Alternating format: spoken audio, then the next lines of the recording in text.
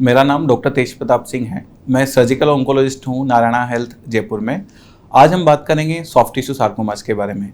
ये अपने बॉडी में जो भी कैंसर्स होते हैं उसमें से लगभग 1% कैंसर सार्कोमास के रूप में होते हैं। अगर हम देखें तो लगभग 100 या उससे भी ज़्यादा तरह के सार्कोमास अलग अलग तरह के होते हैं।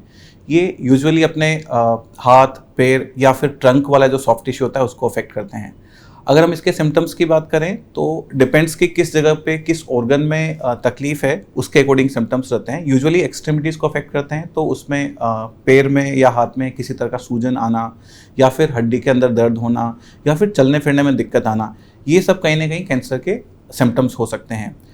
इसका हम जांच करवाने के लिए उस लोकल पार्ट का यूजुअली एमआरआई करवाते हैं, स्पेशली एक्सट्रीमिटीज़ में, या फिर कुछ एक केसेस में हम सीटी स्कैन भी करवाते हैं, डिपेंड्स ऑन द ऑर्गन, और साथ में छाती का सीटी स्कैन करवाते हैं।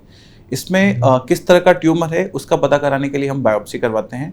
यूजुअली अगर हम एक्सट्रीमिटी का बायोप्सी करते हैं तो उसमें किस जगह से हमें बायोप्सी लेना है, किस जगह से जाना है, वो काफ़ी इंपॉर्टेंट होता है बायोप्सी स्कार। बिकॉज जो बायोप्सी स्कार होता है उसे हमें सर्जरी में एक्सरसाइज करना होता है, इसीलिए अगर सही से बायोप्सी का स्कार प्लान नहीं किया जाता है तो हो सकता है कि उस गलत इंसिजन के कारण, बायोप्सी के गलत इंसिजन के कारण हमें उसका पैर बीमारी के हिसाब से पूरा काटना पड़े या फिर हाथ उसके ऊपर से काटना पड़े। इसके इलाज के हिसाब से ऑपरेशन, जिसे हम सर्जरी बोलते हैं, उसके साथ कीमोथेरेपी और रेडिएशन थेरेपी, तीनों का रोल रहता है। डिपेंड्स ऑन द हिस्टोलॉजी, जो कि हम बात कर रहे थे कि लगभग 100 या उससे ज़्यादा तरह के सार्कोमास होते हैं, उनके ऊपर डिपेंड करता है।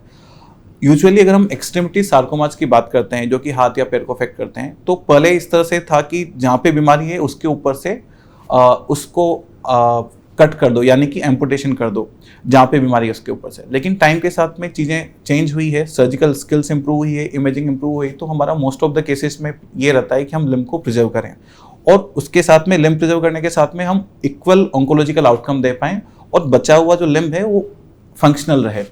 सो उसके लिए हम मोस्ट ऑफ द केसेस में प्लान करते हैं सर्जिकली, और उसके बाद में depends on the histology chemotherapy या रेडिएशन हम प्लान करते हैं। Thank you.